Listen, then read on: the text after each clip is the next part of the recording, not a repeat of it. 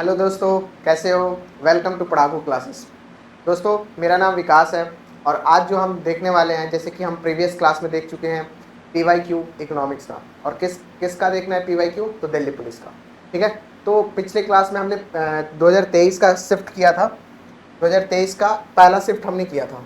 आज की क्लास में जो हम देखने वाले हैं वो देखेंगे 2023 का ही सेकेंड शिफ्ट में जो क्वेश्चन आया है इकोनॉमिक्स से रिलेटेड। यानी मैंने कल आपको बताया था इकोनॉमिक्स का वेटेज क्या है। एक बार मैं 2 मिनट में बताता हूँ। जैसे 50 आपका जीके का क्वेश्चन रहता है, जीके जीएस का, तो उसमें से 9 से 10 जो क्वेश्चन रहते हैं वो इकोनॉमिक्स से रहते हैं। तो यानी आप समझ सकते हो कि इकोनॉमिक्स का वेटेज कम है या ज़्यादा, ये आप बात समझ सकते हो। इकोनॉमिक्स का वेटेज कम नहीं है, तो इसे इग्नोर नहीं कर सकते हो। ठीक है। और पिछली क्लास में मैंने आपको कुछ बताया भी था कि देखो कुछ कुछ ऐसे टॉपिक हैं जो हमें पढ़ने हैं, रिलेवेंट टॉपिक पढ़ने हैं, फालतू टॉपिक नहीं पढ़ने हैं। ठीक है। तो आगे बढ़ते हैं फिर। ठीक है, चलिए। ये सब हो गया था कल की क्लास में। कल की क्लास ये हो गया था, ये भी हो गया था।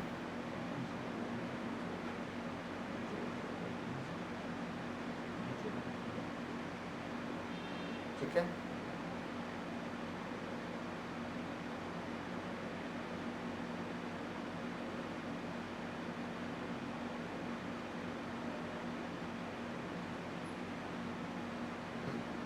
तो आज हमें यहाँ से स्टार्ट करना है पीवाईक्यू सेकंड शिफ्ट का। और किसका देखना है? तो वही इकोनॉमिक्स है। ठीक है। तो सबसे पहला जो क्वेश्चन है वो है what is the slogan of प्रधानमंत्री जन धन योजना। प्रधानमंत्री जन धन योजना। तो जैसे मैंने आपको बताया था पिछली क्लास में कि हमारे लिए जो योजना और स्कीम है वो काफी इंपॉर्टेंट हो जाता है according to Delhi police exam. ठीक है।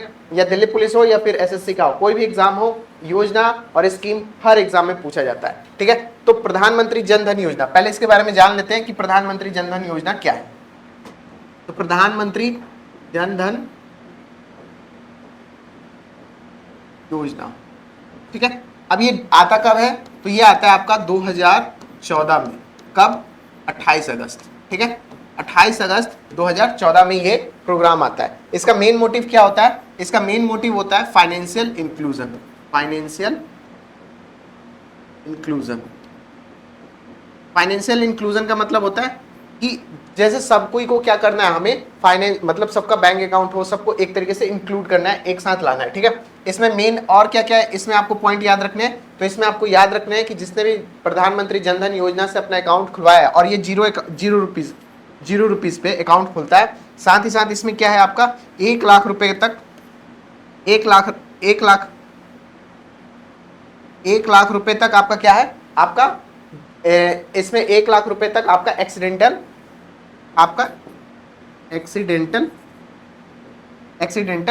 कवरेज है। ठीक है। और LIC इसमें आपका 30,000 तक का है। ठीक है।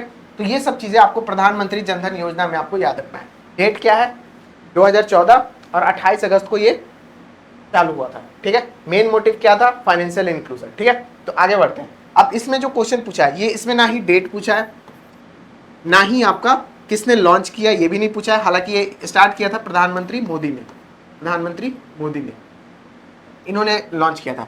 लेकिन इसमें आपसे क्या पूछ दिया? स्लोगन पूछ दिया। तो स्लोगन आप बताओ कि इसमें स्लोगन क्या होगा? मेरा अधिकार मेरा खाता, ये होगा। मेरा खाता मेरा अधिकार, या मेरा पैसा मेरा बैंक में, मेरा पैसा मेरे बैंक में। ठीक है। या फिर मेरा खाता भाग्य विधाता। तो ये वाला जो आपका ऑप्शन है ये आपका सही ऑप्शन है। ठीक है। तो हमें इस चीज से क्या पता चला? इस चीज से एक चीज पता चला कि भाई हमें क्या करना है, योजना अच्छी तरीके से कंप्लीट करना है, साथ ही साथ उसका डेट याद करना है, साथ ही साथ उसका मोटिव याद करना है, साथ ही साथ हमें यह भी देखना है कि वो उसका स्लोगन क्या है। ठीक है। इतना चीज कभी भी हम अगर किसी भी स्कीम और प्रोजेक्ट किसी भी स्कीम या योजना के बारे में पढ़ रहे हैं तो ये चीज हमें ध्यान रखना है और किसने लॉन्च किया। ठीक है। तो इतना चीज हमें ध्यान रखना है, तब जाकर हमारा एक योजना कंप्लीट होगा। क्योंकि आपसे देखो, मैंने कल की जो क्लास कराई थी उसमें सिर्फ डेट पूछा था कि किस डेट को लॉन्च किया गया। ठीक है। लेकिन आज देखो इसमें क्या पूछ दिया, इसमें पूछ दिया उसका स्लोगन। इट मींस व्हाट, कि हमें स्लोगन भी पढ़ना है। ठीक है। नेक्स्ट क्वेश्चन पे आते हैं। हाँ, ये मेरा खाता भाग्य विधाता, ये आपका आंसर हो गया। ठीक है। नेक्स्ट क्वेश्चन है कि according to the census 2011 India which religion recorded the highest literacy rate from the following. यानी हमें सेंसस तो करना ही करना है, चाहे आप कुछ कहो या ना कहो, सेंसस हमें कंप्लीट करना है, वो भी 2011 का। अच्छा, पिछली क्लास में मैंने आपको बताया था कि इस बार का सेंसस हर सेंसस हर 10 साल पे होता है, मतलब 10 साल पे सेंसस जनरली कंटिन्यू चलता है, लेकिन इस बार जो होना चाहिए था, मतलब 2021 में होना चाहिए था, लेकिन नहीं हो पाया ड्यू टू कोविड। अब ये जो हमारा सेंसस है ये अब 2026 और 2027 में ये 2 फेज में होगा, 2 फेज में, ठीक है। उन सब स्टेट में जो कि एक तरीके से 2026 में कहाँ पर होगा, तो जो भी हिमालयन स्टेट है, हिमालयन स्टेट और यूटीज है, ये एक फेज में होगा, ठीक है, एक फेज में होगा। और जो सेकंड फेज होगा बाकी के स्टेट में जो कि हिमालयन स्टेट नहीं है, ठीक है। इतना चीज आपने ध्यान रखना है। पूछ सकता है कि कोई भी, अब इसमें जो क्वेश्चन पूछा है, क्योंकि हमें 2011 का ही याद रखना है, क्योंकि 2026 और 27 आते आते तब तक आप लोगों का एग्जाम हो जाएगा, तो 2011 का डेटा हमें अच्छी तरीके से याद रखना है। तो कौन सा रिलीजन सबसे ज्यादा लिटरेट है, हिंदू है, मुस्लिम है, जैन है या सिख है, बताओ। तो इसका आंसर क्या हो जाएगा, जैन, ठीक है, इसका आंसर क्या हो जाएगा, तो जैन। तो जैन जो धर्म है वो बेसिकली, जैन के ऐसे फाउंडर किसे माना जाता है, तो महावीर को, महावीर, ठीक है। कहां से हुआ था, वही बिहार, ठीक है। तो थोड़ा सा बेसिक है ये, आपके जीके का मतलब हिस्ट्री का, तो उतना डिटेल में नहीं जाते, लेकिन फाउंडर आपको याद रखना है महावीर, ठीक है, इतना चीज आपको ध्यान रखना है, क्लियर। नेक्स्ट, तो ये जैन हो गया हमारा। नेक्स्ट क्वेश्चन है, in which year did the Indian adopt the dual exchange rate for the interim period.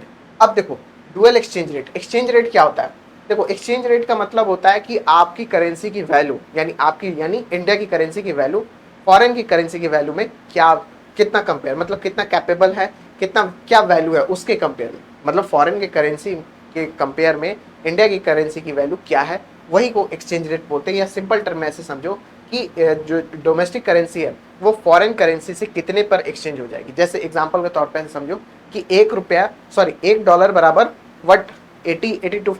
80 और 85 के बीच में है हमारा रुपीस, तो ये हमारा एक्सचेंज रेट है, ठीक है। तो अभी डिटेल में नहीं जाएंगे, जब हम आएंगे उस पर तो इसको आपको कंप्लीट, ये बैलेंस ऑफ पेमेंट का चैप्टर BOP का जब हम आते हैं उसमें तब पढ़ाते हैं, ठीक है। लेकिन अभी आगे की तरफ समझते हैं, इसमें एक्सचेंज रेट के बारे में पूछ रहा है। तो एक्सचेंज रेट जो है वो बेसिकली, एक्सचेंज रेट समझ में आ गया, एक्सचेंज रेट क्या है। एक्सचेंज रेट यानी ये हमारे लिए इंपॉर्टेंट टॉपिक हो जाता है आपके एग्जाम पर्सपेक्टिव से, ठीक है। एग्जाम पर्सपेक्टिव से एक्सचेंज रेट काफी इंपॉर्टेंट हो जाता है। और डुअल एक्सचेंज रेट, अब ये डुअल एक्सचेंज रेट का मतलब क्या हो गया, तो देखो 1991 से लेकर 1993 ये जो टाइम पीरियड था हमारी इकोनॉमी में काफी ज्यादा चेंजेस और बहुत ज्यादा अमेंडमेंट हो रहे थे। उसी यहीं पे LPG मॉडल अडॉप्ट किया गया था, और यहीं पे हमारी करेंसी एक्सचेंज रेट को भी चेंज करके डुअल मॉडल यानी एक तरीके से फ्लोटिंग एक्सचेंज रेट और मैनेज्ड, इसको अडॉप्ट किया गया था, ठीक है। तो ये जो अडॉप्ट किया गया था इसी को डुअल बोल रहा है। तो ये कब किया गया था, टाइम पीरियड आप बता सकते हो। तो जैसे मैंने बोला 91 से लेकर 93 के बीच में हुआ था। तो ये जो चीजें हुई थी, 94 तो ऐसे निकल गया, 1990 ऐसे निकल गया, 96 भी निकल गया, बचा 1992। यानी डुअल एक्सचेंज रेट हमारा कब हुआ था, कब हमारी कंट्री ने अडॉप्ट किया था डुअल एक्सचेंज रेट। देखो जब एक्सचेंज रेट आएंगे तो उसमें आपको डिटेल में समझाएंगे कि क्यों एक्सचेंज रेट क्या होता है, क्यों हमारा जो पैसा होता है वो डॉलर के कंपेयर में इतना कम क्यों होता है। तो सब चीज एक एग्जांपल से समझाता हूँ। डिमांड एंड सप्लाई के ऊपर डिपेंड करता है, डिमांड एंड सप्लाई के ऊपर डिपेंड करता है कि आपकी करेंसी का जो डिमांड है मार्केट में, इंटरनेशनल मार्केट में कितना है। क्योंकि हर कंट्री क्या चाहती है कि डॉलर में ही हम अपना ट्रेड करें, इसलिए जो डॉलर की डिमांड हो जाती है वो बढ़ जाती है, ठीक है, क्लियर। तो जब हम एक्सचेंज रेट पे आएंगे तब देखेंगे। कोई भी कंट्री ये नहीं बोलता है कि भाई मुझे रुपीज में ट्रेड करना है, लेकिन अब धीरे धीरे हमारी जो कंट्री गवर्नमेंट की पॉलिसी है वो धीरे धीरे चेंज हो रही है, और वो चाह रहे हैं कि हम जो ट्रेड करें हम रुपीज में करें, ठीक है, ताकि हमारी अपनी करेंसी की डिमांड बढ़े और हमारी करेंसी की वैल्यू इंक्रीज हो, ठीक है। तो जब हम आएंगे तब देखेंगे। लेकिन हम इतना चीज के लिए समझ जाओ कि डुअल एक्सचेंज रेट कब हुआ था। तो डुअल एक्सचेंज रेट आपका 1992 में हुआ था। और डुअल एक्सचेंज रेट यानी फ्लोटिंग और मैनेज। अब फ्लोटिंग और मैनेज जब हम आएंगे तब आपको डिटेल में समझाएंगे, ठीक है, इतना समझ जाओ बस, ठीक है। 1992, ठीक है। नेक्स्ट क्वेश्चन है नेशनल इन्वेस्टमेंट फंड क्या है, एक तरीके का फंड क्या है, नेशनल इन्वेस्टमेंट फंड। अब बोल रहा है कि in India is props fund that mobilize its financial receipt from. यानी बोल रहा है कि नेशनल इन्वेस्टमेंट फंड का जो पैसा होता है वो कहाँ से आता है, नेशनल इन्वेस्टमेंट फंड का जो पैसा है वो कहाँ से आता है। Proceeding of profit from the central public sector undertaking, यानी कि कोई जो सेंट्रल गवर्नमेंट की जो कंपनियां हैं उससे जो प्रॉफिट जनरेट होता है, क्या उससे, जैसे मान लो कि ओएनजीसी है, ओएनजीसी, अब इससे कोई प्रॉफिट आया, मान लो कि 100 रुपए का प्रॉफिट आया, ठीक है, तो क्या इसमें इस फंड में जाएगा 100 रुपए का प्रॉफिट, या फिर proceeding proceeds from the disinvestment of central public sector undertaking, या फिर डिसइन्वेस्टमेंट, यहाँ पे एक टर्म है डिसइन्वेस्टमेंट। डिसइन्वेस्टमेंट का मतलब क्या होता है कि जैसे मान लो ओएनजीसी, ओएनजीसी गवर्नमेंट कंपनी है, ठीक है, गवर्नमेंट कंपनी, अब यही गवर्नमेंट कंपनी क्या कर दे कि बेच दे, गवर्नमेंट अपनी कंपनी को बेच दे, बेचेगी, कोई ना कोई प्राइवेट सेक्टर उसे, प्राइवेट पर्सन उसे खरीद लेगा, अगर वो खरीद लेगा तो बेच दी। बेचने का मतलब क्या होता है कि शेयर जो होता है, शेयर जो होता है वो 50% से कम हो जाता है गवर्नमेंट, डिसइन्वेस्टमेंट, ठीक है। तो अगर डिसइन्वेस्टमेंट कर दी, तो अगर डिसइन्वेस्टमेंट हो गया तो क्या डिसइन्वेस्टमेंट का जो पैसा आएगा वो क्या, इसका जो पैसा आएगा क्या इसमें जाएगा, इस फंड में जाएगा, क्वेश्चन ये कह रहा है, क्लियर। नेक्स्ट है saving of general provident fund, provident fund जो पैसा वैसा हम जमा करते हैं उसका सेविंग जो है क्या इस फंड में जाएगा, या फिर कंट्रीब्यूटरी पेंशन स्कीम, या फिर जो पेंशन स्कीम है उसका पैसा नेशनल इन्वेस्टमेंट फंड में जाएगा। तो सिंपल आपसे पूछ रहा है इन चारों में से किसका पैसा हम नेशनल इन्वेस्टमेंट फंड में डालते हैं, यानी नेशनल इन्वेस्टमेंट फंड में जो पैसा आने का जो सोर्स है वो कहां से, तो वो चीज आपसे पूछ रहा है। तो इसका जो राइट आंसर होगा वो आपका हो जाएगा, क्या होगा, सोचो, सोचकर बताओ, इसका जो राइट आंसर हो जाएगा वो सेकंड ऑप्शन, ठीक है, proceeding from the disinvestment. Disinvestment यानी जब गवर्नमेंट अपनी कंपनियों को बेचती है उससे जो पैसा आता है उस पैसे को हम कहाँ डालते हैं, नेशनल इन्वेस्टमेंट फंड में डालते हैं। क्लियर, कोई डाउट, कोई कंफ्यूजन, यानी हमें डिफरेंट टाइप्स ऑफ फंड भी देखने हैं कि किसका किसका पैसा कहाँ पर जा रहा है, फंड भी हमें देखना है, ठीक है। नेक्स्ट, ये तो मैंने आपको बता दिया, ठीक है। नेक्स्ट क्वेश्चन, अब देखो, in which of the following is not key player of micro finance. अब देखो यहां पर एक टर्म आया माइक्रो फाइनेंस, यानी अभी तक हमने क्या क्या देखा, हमने अभी देखा कि भाई हमें स्कीम और योजना अच्छी तरीके से कंप्लीट करनी है। दूसरा चीज हमने देखा कि भाई हमें different types of investment fund जो गवर्नमेंट ने बना के रखा है उसके बारे में अभी हमें ध्यान से देखना है। तीसरा हमें एक्सचेंज रेट के बारे में समझना है, यानी ये सब टॉपिक है, आप अपने नोटबुक में लिख सकते हो कि ये सब टॉपिक हमारे एग्जाम पर्सपेक्टिव से इंपॉर्टेंट है, ठीक है। इसीलिए पीवाईक्यू करते हैं। पीवाईक्यू करने का मतलब होता है कि आप इस बात को अच्छी तरीके से समझ जाओ कि हमें पढ़ना क्या है और क्या हमें छोड़ना है। देखो सबसे इंपॉर्टेंट चीज होता है, पढ़ने के लिए बहुत कुछ पढ़ सकते हो, इंपॉर्टेंट चीज होता है क्या छोड़ना है। अगर ये समझ में आ गया तो फिर सब समझ में आएगा, ठीक है। तो अब देखो, which of the following is not key player of micro financial sector. अब micro financial sector, micro finance का सेक्टर का मतलब होता है कि जो माइक्रो यानी छोटे लेवल पे फाइनेंसिंग का काम करता है। तो ये सब बैंक जो होते हैं वो सब छोटे लेवल पे फाइनेंसिंग का काम करते हैं, जैसे लोगों का खाता खोलना, लोगों के जो लोन प्रोवाइड करना, छोटे छोटे, माइक्रो यानी छोटे फाइनेंस, छोटे छोटे लेवल पे। तो जो रीजनल रूरल बैंक है वो तो जाहिर सी बात है कि बैंक जो है गांव के लोगों के लिए स्मॉल फाइनेंशियल बैंक और कमर्शियल बैंक, इन तीनों का मोटिव माइक्रो फाइनेंशियल सेक्टर। जो नहीं होता है वो आईडीबी। आईडीबी का मतलब होता है एक तरीके क्या है, investment development bank of India, ठीक है। इसका पूरा नाम क्या है, investment development bank of India, इसका पूरा नाम है, ठीक है। इसी तरीके का एक आईसीआईसीआई बैंक है, ठीक है। इन सब का काम होता है, जैसे सिडबी हो गया, जैसे नबार्ड हो गया। तो ये कुछ ऐसे बैंक होता है जिनका स्पेसिफिक मोटिव होता है, उसके लिए इसको ओपन किया जाता है, ठीक है। उसका मोटिव होता है स्पेसिफिक चीजों को डेवलप करना है। जैसे नबार्ड का जो काम होता है वो एग्रीकल्चर सेक्टर में डेवलपमेंट, एग्रीकल्चर सेक्टर के लिए पर्सपेक्टिव से बनता है। जैसे ये जो गया आईडीबीआई हो गया, इसका काम है कि इंडस्ट्रियल डेवलपमेंट को प्रोग्रेस करना है, यानी बड़े बड़े जो इंडस्ट्रीज हैं उनको अगर फाइनेंस की रिक्वायरमेंट होती है तो ये बैंक प्रोवाइड कराता है, ठीक है। क्लियर, आगे बढ़ते हैं। यानी इससे हमें इस टॉपिक से क्या पता चला, हमें टाइप्स ऑफ बैंक भी समझना है, टाइप्स ऑफ बैंक and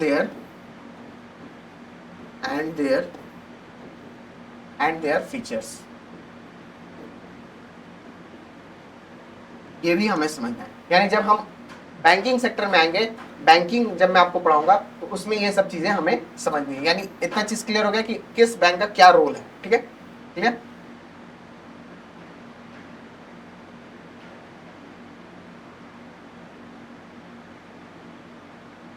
ठीक है, ये क्वेश्चन नंबर 6 है,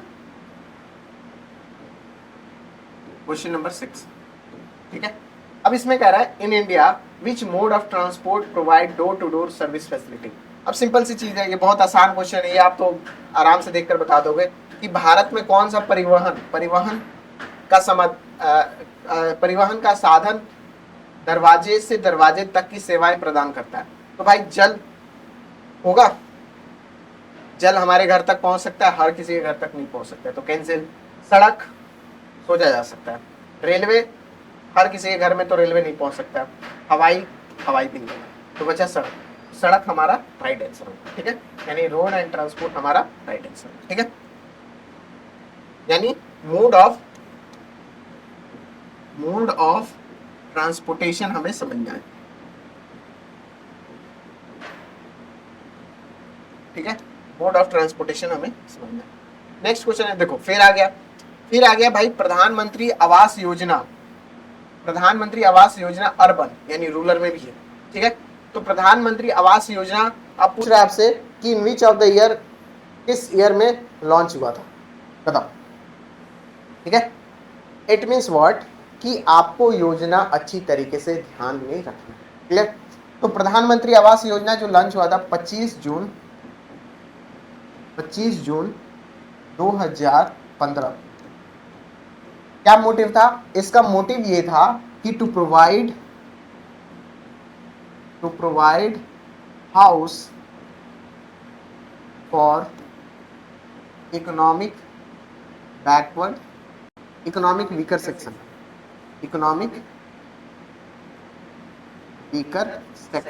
और low income people.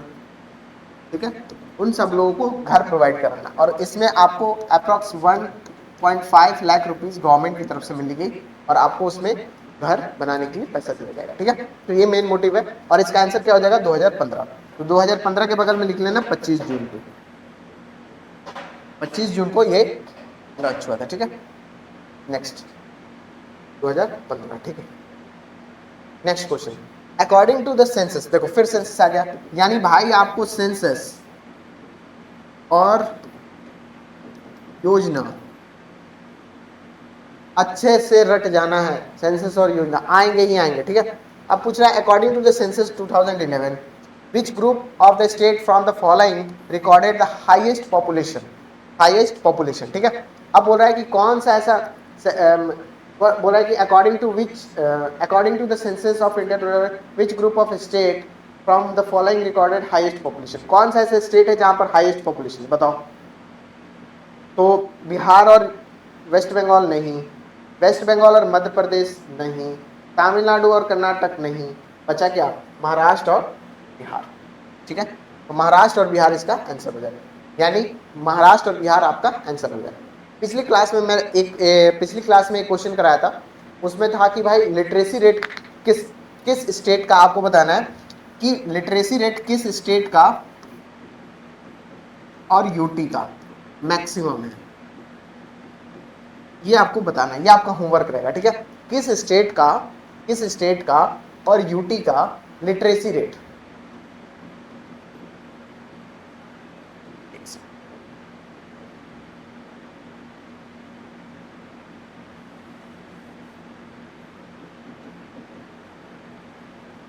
Literacy rate highest है।